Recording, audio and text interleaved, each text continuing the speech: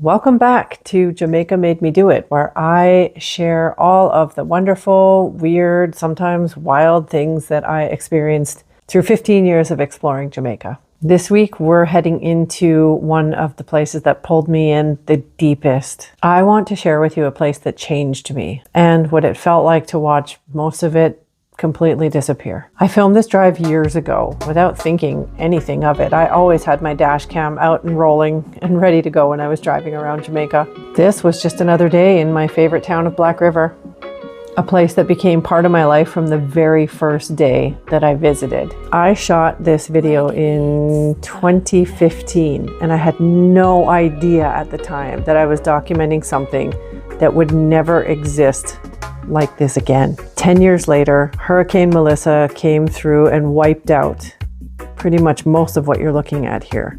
It wasn't a little damage. It wasn't like, oh, they'll rebuild in a few months. It's gone.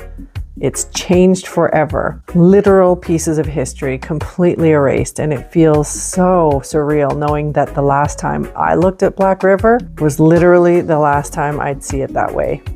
I wasn't there for the hurricane. I was sitting here in Canada watching it unfold through other people's photos, videos, and drone footage on social media, just like everyone else abroad, completely helpless. It's a really strange feeling grieving a place, especially when you thought you had already packed away in your past. I really thought that I had made peace with Jamaica being a chapter in my life that was closed. 8 years is a long time to convince yourself that you've moved on. And Hurricane Melissa hit me way harder than I expected, because it wasn't just buildings. It was memories. It was stories I had written, pieces of history that I have documented, places I'd walked through and shopped at time and time again, thinking they'd always be there in case I ever came back. Since Hurricane Melissa, I've found myself scrolling back through my old photos and videos, realizing I have documented pieces of Black River that don't even exist anymore.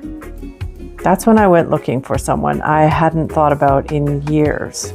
Her name is Allison Morris, and she runs the Way Back When Black River Heritage Tour. I took her walking tour back in 2013 on my very first time visiting the town. And honestly, that's the moment Black River stopped being a pin on the map for me and became something I couldn't quite let go of. Allison was also the organist at St. John's Anglican Church, a place filled with history and sound and jubilation and presence.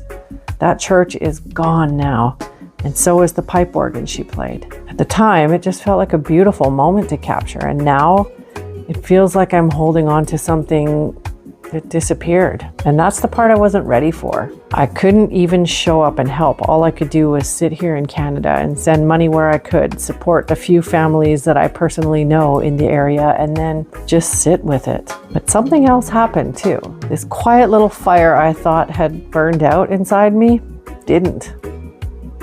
Hurricane Melissa didn't just take things away, it brought something back. It reminded me that Jamaica was never just a place I used to go. It was my home. It was something that shaped me in ways I clearly hadn't finished unpacking yet. And honestly, I think that's why this channel exists now. Not to show you Jamaica as a travel destination, but to talk about what a place can do to you, how it stays, how it changes you, and how sometimes it comes back when you least expect it, even when you thought that part of your life was over. I have a feeling that this is just the beginning of something that I thought I had finished. I was supposed to have neatly closed this chapter of my life, but apparently Jamaica didn't get the memo. I'm Christy, and you are watching Jamaica Made Me Do It. I would love for you to like this video, comment on it, subscribe, and please come back and visit us next week, where I will share more of all the things that Jamaica made me do.